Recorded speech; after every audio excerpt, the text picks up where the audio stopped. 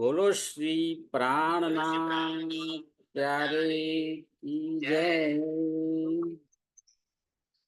વંદો સતગુરુ ચરણ કો કરુધની પ્રેમ પ્રણામ। અશુભ હરણ મંગલ કરધન દેવ ચંદ્રજી નામ। શ્રી પ્રાણનાથ નિજ મૂલપતિ શ્રી મહારાજ સુના।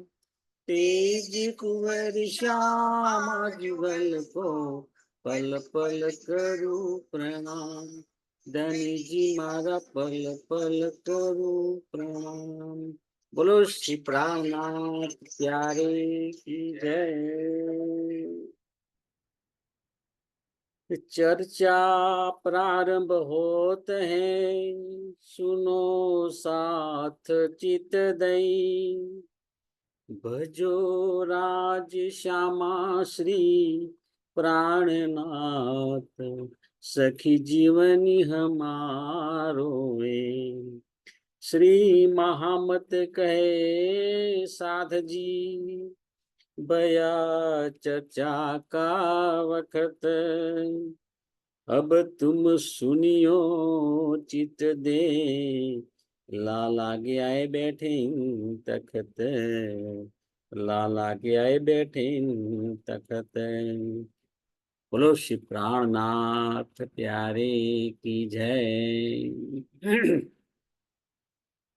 पूर्ण ब्रह्म सच्चिदानंद स्वरूप धाम धनी श्री अक्षरातीत परमात्मा ની અસીમ કૃપાથી સદગુરુ મહારાજના અપાર આશીર્વાદથી આપણે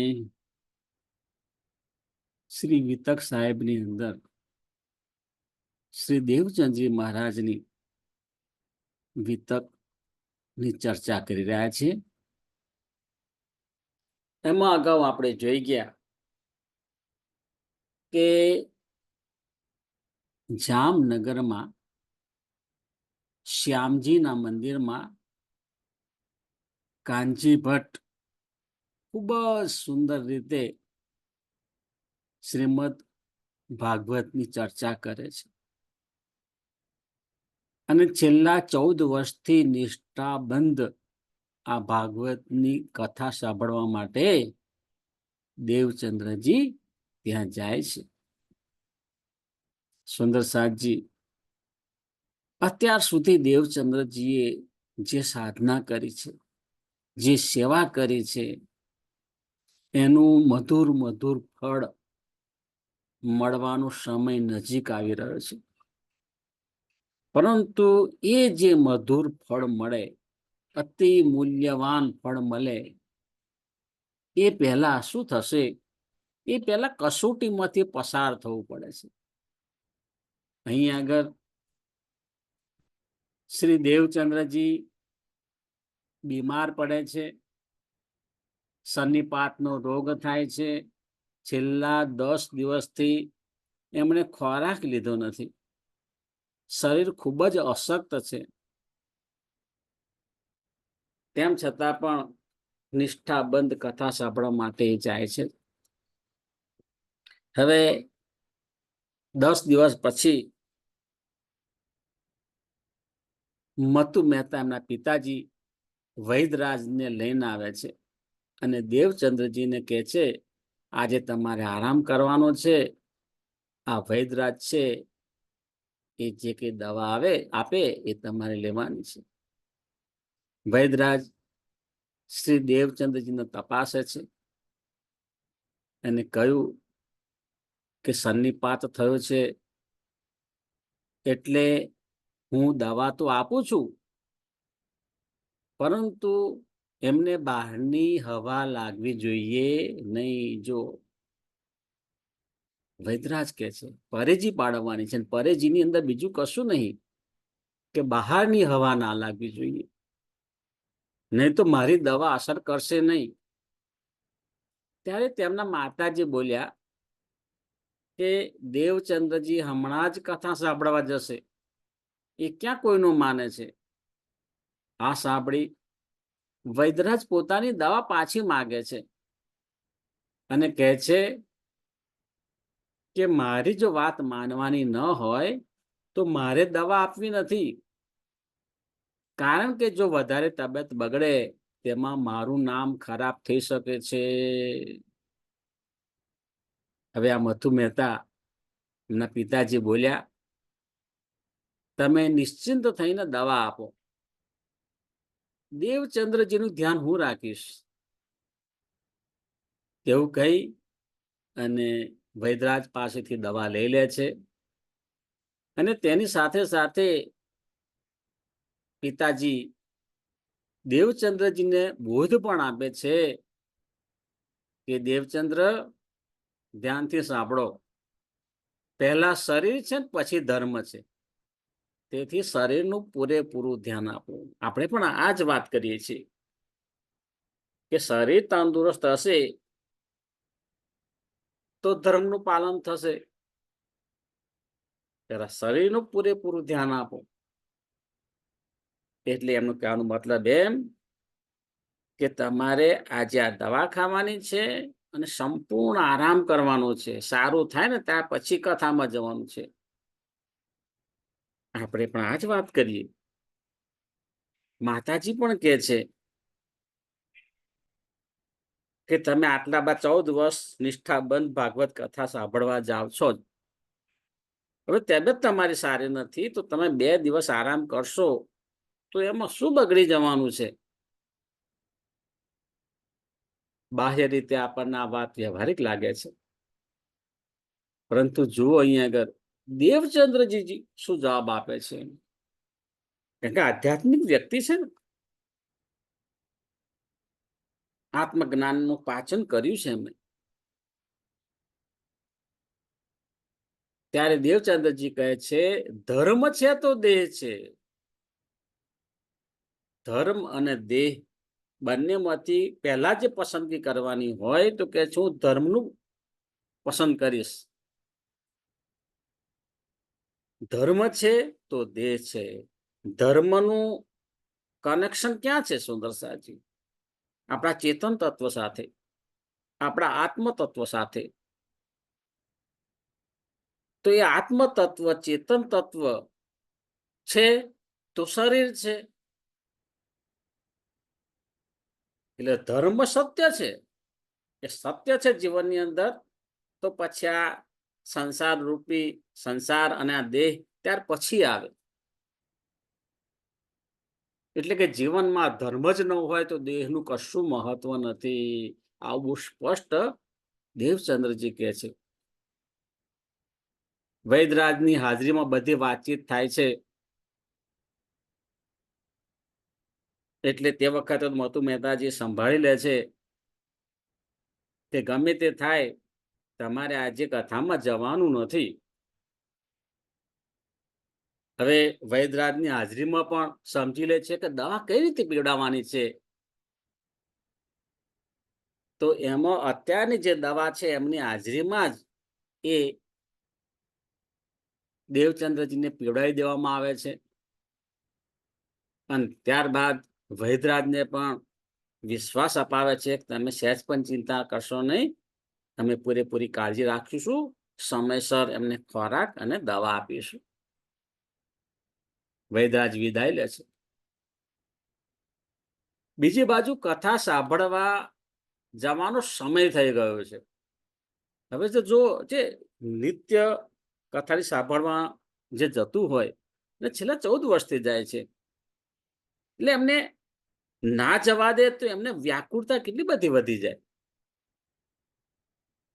એટલે દેવચંદ્રજીએ શું કર્યું, જો બંને કાન ઢંકાય એ રીતે અંગૂછી બાંધી દે છે. અંગૂછી છે સફેદ, એ બાંધી દીધી અને લાકડીના ટેકે ચાલવાનો પ્રયત્ન કરે છે કે હું મારી રીતે જઈશ. ત્યારે માતા કુંવરબાઈ અને પિતા મથુ મહેતા બૂમાબૂમ કરે છે, તમને કેટલી વાર સમજાવવાનું કે આજે જવાનું નથી, તેમ છતાં તમે સહેજ પણ સમજવા તૈયાર નથી. અમારી વાત બિલકુલ માનતા જ નથી. મતુ મહેતા હવે આ વખતે બહુ જ ગુસ્સે થઈ ગયા છે. તેથી તેમણે છેલ્લો ઉપચાર કર્યો કે તમારે તમારી પથારીમાં આરામ કરવાનો છે અને આ દરવાજો જ બહારથી બંધ કરી દીધો. અને કુંવરબાઈ અને લીલબાઈ બધાને કહ્યું તમે બહાર નીકળી જાઓ. દરવાજો બહારથી બંધ કરી દીધો. કોઈએ દરવાજો ખોલવાનો નથી. એમને અંદર ફરજિયાત આરામ કરવાનું છે. હવે જો અહીંયા આગળ દેવચંદ્રજી ખૂબ જ વિલાપ કરે છે. વિલાપ કરતા કરતા કહે છે કે મને જવા દો, કૃપા કરીને મારી વાત સમજવા માટેનો પ્રયત્ન કરો. તમે મને રૂમમાં પૂરી રાખશો તો મારો શરીરનો આકાર અહીંયા આગળ રહેશે અને મારી જે રૂહ છે ને એ રૂહ નીકળી જશે અને એ રૂહ નીકળીને કથા સાંભળવા જશે. આ કેટલી બધી એમણે આ કથા માટેનો એમનો જે પ્રેમ છે એની વ્યાકુળતા બતાવી છે, એમની નિષ્ઠા બતાવી છે. કારણ કે એમને આ જે સમય થાય કથાનો એટલે કોઈ પણ પરિસ્થિતિ હોય એ પોતાનું ત્યાં કથાની અંદર સ્થાન ગ્રહણ કરી લેતા. આ મૂળ સ્વરૂપના હુકમથી સુંદર સારજી જો થઈ રહ્યું છે. હવે શું થાય છે?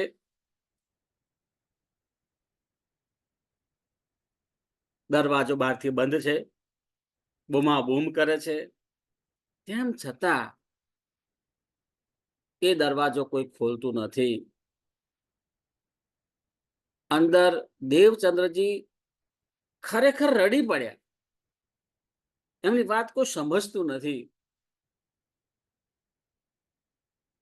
અહીં દેવચંદ્રજીના માતા પિતા પુત્ર રૂપે જુએ છે. ભાઈ અમારો પુત્ર છે, અમારા પુત્રની તબિયત સાચવવાની છે.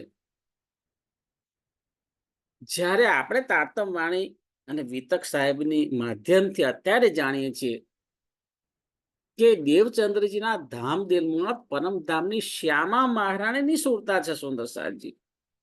હવે શ્યામા મહારાણીની સુરતા એક બંધ રૂમની અંદર પૂરવા માંગે છે, કઈ રીતે રહી શકે? અને એ જે શ્યામા મહારાણીની સુરતા છે એ સુરતાના ધામદિલમાં મૂળ સ્વરૂપ શ્રી રાજજી મહારાજની આવેશ શક્તિ પણ બિરાજમાન છે. બરોબર આ સમજવાનું છે.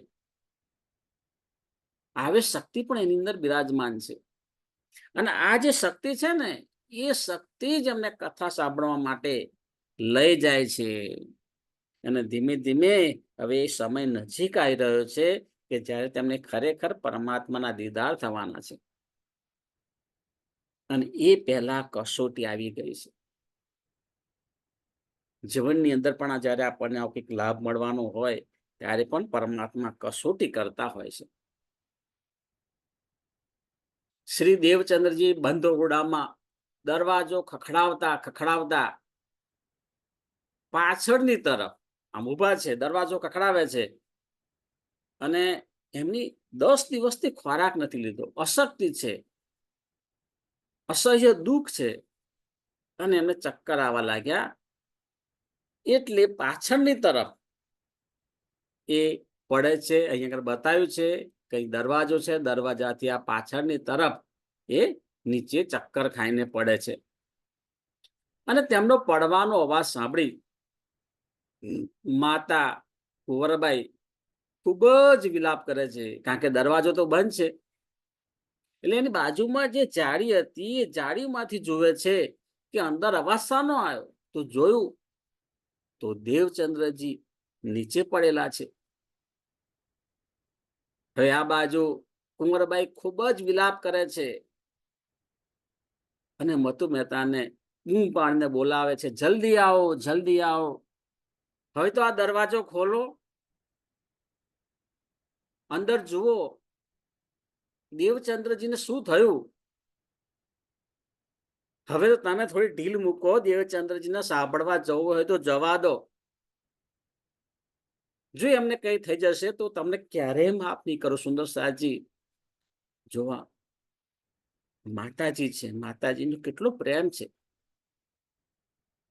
એ બાળકની બધી જ પૂરી કરે છે. પણ આની તબિયત સાચવવા માટે કે છે કે આજે તમે આરામ કરો, પણ તેમ છતાં નથી માનતા, તો કે છે કે ભાઈ એને જવા દો. મતુ મહેતા દરવાજો ખોલે છે. દરવાજો ખોલીને અંદર જોયું તો આ રીતે દેવચંદ્રજી નીચે પડી ગયા છે. હવે બધા જ એમની સારવારમાં લાગી જાય છે. કોઈ પવન નાખે છે, તો કોઈ એમના મુખાર બિંદુ પર પાણી છાંટે છે. દેવચંદ્રજી બેભાન અવસ્થામાં છે. આ બેભાન અવસ્થાની અંદર હવે શું કરી શકે? હવે ઘરના બધા વિલાપ કરે છે. દેવચંદ્રજી, શું થયું તમને? દેવચંદ્રજી, આંખો ખોલો. દેવચંદ્રજી, બેટા કંઈક તો બોલો. માતાજી કહે, બેટા તું કંઈક તો બોલ. પિતાજી કહે, બેટા તું કંઈક તો બોલ. દેવચંદ્રજી બેભાન અવસ્થામાં છે. એટલે પાણી લાવે છે, એમના મુખ ઉપર છંટકાવ કરે છે. કોઈ તેમના પગના તળિયા છે ત્યાં આગળ હાથથી ઘસે છે કે ત્યાં બેભાન થયા છે, ભાનમાં આવી જાય. બધાનો જીવ તારે તટી ગયો છે. ખૂબ જ દુઃખી થઈ ગયા છે બધા. શું કરીશું હવે? શું થઈ ગયું આ? અને જે પિતા એટલા બધા સ્ટ્રીક હતા કે કોઈ પણ સંજોગોમાં આજે તમારે જવાનું નથી, આરામ જ કરવાનો છે, એ હવે કે છે, બેટા દેવચંદ્ર, તમારે કથા સાંભળવા જવું છે ને? હા, જાઓ, મને બિલકુલ વાંધો નથી. જો દરવાજા પાસે કોણ આવીને ઊભું છે, ખાલી ખાલી કે છે. જો તમારા ગુરુજી કાનજી ભટ્ટ છે ને, એમણે કોઈ માણસને મોકલ્યા છે, એ તમને લેવા માટે આવ્યા છે. તો તમે જલ્દી ઊભા થાવ અને જાઓ. આ બાજુ દેવચંદ્રજીને સારું લાગે છે. ધીમે ધીમે આંખો ખુલે છે. અને જોયું તો પોતે નીચે ચત્તાપાટ પડેલા છે. એમના મુખ ઉપર પાણીનો છંટકાવ કરેલો છે. મતુ મહેતા કહે છે, બેટા દેવચંદ્ર, તમારે ખરેખર કથા સાંભળવા જવું છે ને? સારું, હું તમને મૂકવા જાઉં છું. હું તમને કથામાં લઈ જઈશ. હા, છેક તમે કથામાં લઈ જઈશ, તમારી સાથે બેસીશ અને સાથે આવીશું. આટલું બધું આશ્વાસન આપે છે.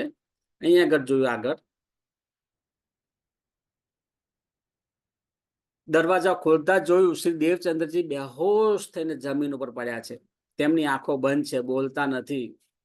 ત્યારે મતુ મહેતા ખૂબ જ લાગણી ભર્યા શબ્દોમાં કહે છે કે તમે સાંભળવા જાઓ, મને કઈ વાંધો નથી. જો આખી વિચારસરણી બદલાઈ ગઈ પરિસ્થિતિને લીધે. જો કાનજી ભટ્ટે તમને બોલાવવા માટે એક માણસને પણ મોકલ્યો છે. જો હવે પોતા પુત્રને મનાવવાનો છે. હું પણ તમને કથા સાંભળવા માટે મૂકવા આવું છું. તમે એકવાર જાગૃત થઈ જાઓ. અને દેવચંદ્રજી ધીમે ધીમે આંખો ખોલે છે. શ્રી દેવચંદ્રજી ધીમે ધીમે હોશમાં આવે છે. પછી મુખ ઉપર પાણી છંટકાવ કરતા થોડી તાજગી અનુભવે છે. હવે દેવચંદ્રજી શું કરે છે?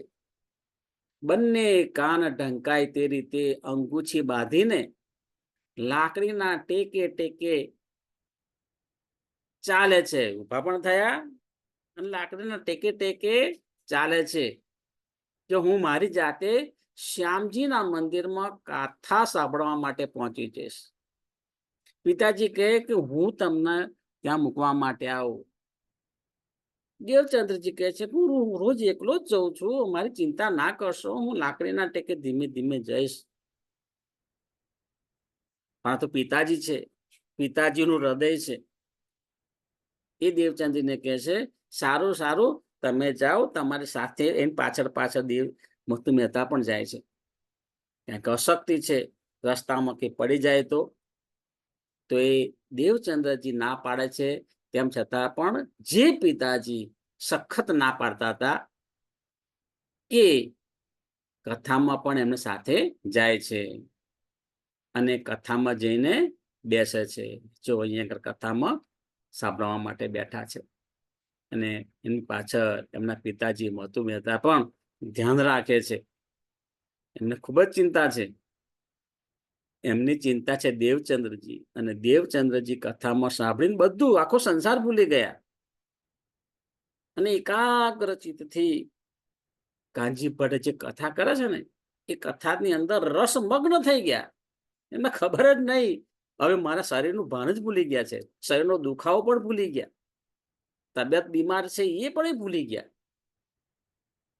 અને એ કથા સાંભળતા સાંભળતા જ એમની અંદર કંઈક શક્તિનો સંચાર થતો હોય ને એવું લાગ્યું.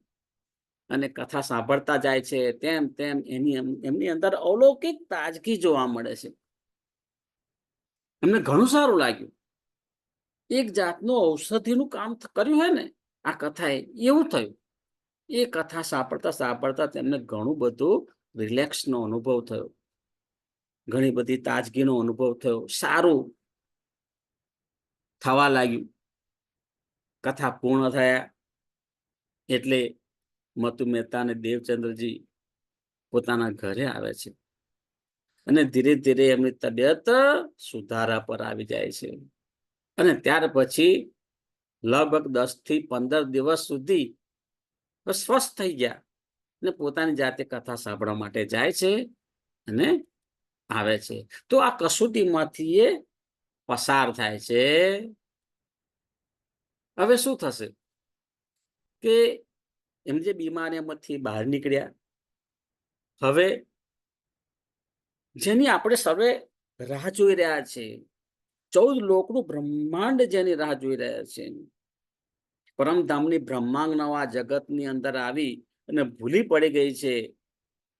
એ બ્રહ્માંગનાઓ પણ જે તારતમ જ્ઞાન ની રાહ જોઈ રહ્યા છે, જે સ્વરૂપ જ્યાં અત્યાર સુધી કરોડો વખત આ અક્ષર બ્રહ્માંડનું નિર્માણ થયું હશે અને લય થયું હશે, હજુ પણ એ બ્રહ્માંડનું ઉત્પન્ન પણ થશે અને લય પણ થશે.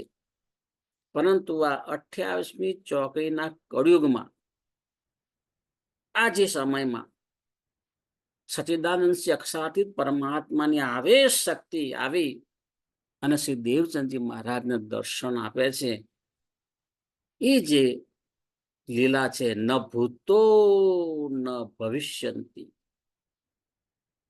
એની વાત આવશે હવે. તો કે છે ત્યારબાદ શુભ દિવસ અને શુભ ઘડી આવે છે. જો અહીંયા આગળ આ શ્યામજીનું મંદિર છે, કાનજી ભટ્ટ ભાગવત કથા કરે છે, બધા સાહુકાર ભક્તજનો પણ બેઠા છે અને આ દેવચંદ્રજી પણ લાકડીના ટેકે ટેકે, અશક્તિ તો છે જ એટલે લાકડી તો લઈને જ આવે છે, લાકડીના ટેકે ટેકે આવી અને પોતાનું સ્થાન ગ્રહણ કરે છે. તો એ શુભ દિવસ ને શુભ ઘડી આવે છે, જેમાં મૂળ સ્વરૂપની કૃપાથી શ્રી રાજજી મહારાજની આવેશ શક્તિ પરમધામના સ્વરૂપના દર્શન આપે. સુંદર સાચી આ સમજવાનું છે અહીંયા આગળ કે હવે દેવચંદજી મહારાજને દર્શન થશે. એ જ્યારે દર્શન થાય છે તે વખતે અન્ય જે બેઠેલા ભક્તો છે એમાંથી કોઈના દર્શન થતા નથી.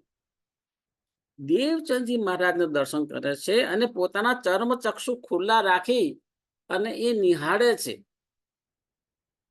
અને એ જે સ્વરૂપ જોયું ને એમણે, એ સ્વરૂપ એમને જે છેલ્લે રાસલીલા કરી હતી, યોગ માયાના બ્રહ્માંડમાં જે અખંડ રાસલીલા થઈ, એ જે રાસ વિહારી બ્રહ્માનંદ સ્વરૂપ અને ભજનાનંદ સ્વરૂપ, આ જે બંને સ્વરૂપ એક જ છે. એ જે સ્વરૂપનું જેવું સ્વરૂપ હતું ને, એ સ્વરૂપના દર્શન થાય છે. હવે અહીં આગળ આપણે જોઈશું કે રાજ્યની આવેશ શક્તિ આ દર્શન આપે છે. રાજ્યની આવેશ શક્તિ દર્શન આપે છે. રાજ્યનું પરમધામમાં સ્વરૂપ છે જ, નૂરી સ્વરૂપ છે. એ નૂરી સ્વરૂપ ક્યારે આ સંસારમાં આવી શકે નહીં. આ સંસારની અંદર રાજ્યનું આવેશ સ્વરૂપ જે છે એ હુબહુ રાજ્ય મહારાજ જેવું જ સ્વરૂપ છે, ખાલી એમાં નૂરી તત્વ નથી. કારણ કે નૂરી તત્વ એક કણ માત્ર આ સંસારની અંદર આવે, આ જગતની અંદર આવે તો આ ક્ષર બ્રહ્માંડ એને સહન કરી શકે નહીં. એટલે રાજ્યનું જે આવેશ શક્તિ છે, એ આવેશ શક્તિનું જે સ્વરૂપ છે, એમાં જે પરમાત્માનું પરમધામમાં જે સ્વરૂપ છે એવું સ્વરૂપ છે, ફક્ત એમાં નૂરી તત્વ નથી એમ કહી શકાય. અને એ સ્વરૂપ આવે છે, અને આ જ સ્વરૂપ જે અખંડ રાસલીલા થઈ એમાં આ જ સ્વરૂપ હતું, આ જ દેખાવ, આ જ સ્વરૂપ. અને એ જ સ્વરૂપ અત્યારે દેવચંદ્રજીને દર્શન આપશે. જે દેવચંદ્રજીને જ દર્શન થાય છે, અન્ય કોઈને દર્શન થતા નથી. વય કિશોર સ્વરૂપ અતિ સુંદર, એટલું સુંદર સ્વરૂપ, સુંદર સાચી. એ જે સ્વરૂપ દેવચંદ્રજી જોવે છે ને, જોતા જ રહી જાય છે. કેટલું સુંદર સ્વરૂપ. એ જે સ્વરૂપ જે છે, એ સ્વરૂપને નખથી શીશ ને શીશથી નખ, ઉપરથી નીચે, નીચેથી ઉપર જોયા જ કરે છે.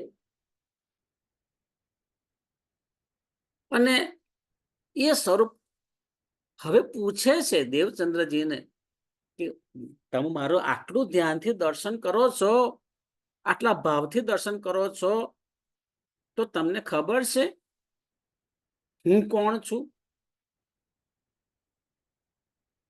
ત્યારે દેવચંદ્રજી બહુ સરસ જવાબ આપે છે કે મને બીજું કોઈ કશી ખબર નથી, પણ મારો અંતરાત્મા ગવાહી આપે છે.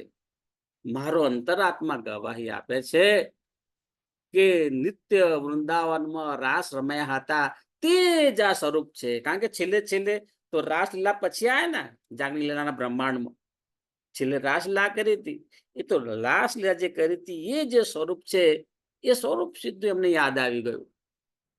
હજુ પરમધામ યાદ આવતું નથી, રાસલીલા યાદ આવી એમ. ને રાસલીલામાં જે સ્વરૂપ હતું, એમાં નિત્ય વૃંદાવનમાં જે અખંડ રાસલીલા કરી હતી, અને એમાં જે કૃષ્ણજીનું સ્વરૂપ હતું, એ સ્વરૂપ એમને યાદ આવ્યું. એટલે કે છે કે નિત્ય વૃંદાવનમાં જે રાસ રમ્યા હતા ને, તે જ આ સ્વરૂપ છે. સ્વરૂપ એટલે પરમધામની આવેશ શક્તિ. મારું હૃદય અહીં ગવાહી આપે છે કે આપ મારા ખાવંદ છો, આપ મારા પરવરદિગાર છો, આપ મારા આત્માના ધણી છો. આટલું એમને ખ્યાલ આવે છે.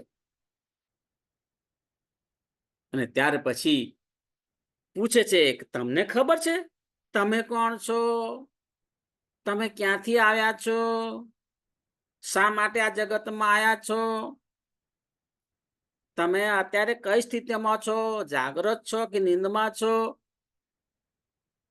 આ બે સવાલ એક પછી એક 5 પૂછી લે છે, પરંતુ એક પણ સવાલનો જવાબ આપી શકતા નથી. ત્યારે એ જે આવેશ સ્વરૂપ છે, એ પોતાની ઓળખ આપે છે અને કહે છે કે નિજ નામ શ્રી કૃષ્ણજી અનાદિ અક્ષરાતીત. એ જે સચિદાનંદ સ્વરૂપ અક્ષરાતીત પરમાત્મા પોતાની ઓળખ આપે છે, કૃષ્ણ તત્વની ઓળખ આપે છે કે પરમધામની અંદર જે કૃષ્ણ તત્વ છે, કે જે અનાદિ અક્ષરાતીત છે, તે હું છું. સો તો અબ જાહેર ભાઈ સબ વિદવતન સહિત.